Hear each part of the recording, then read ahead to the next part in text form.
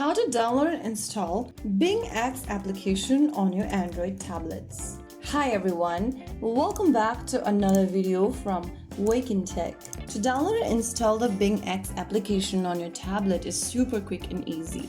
The first thing you want to do is to make sure that your device is connected to a stable internet and then launch open Google Play Store. In the search bar, type in BingX and search. Look for this BingX Buy Crypto and Stocks application from BingX Group Limited and tap on Install. Now wait for the application to download and install on your device. It will take a few minutes depending upon your internet speed. After waiting for a couple of minutes, the application will be installed and you can open the app and go ahead and sign into your existing account or create a new one.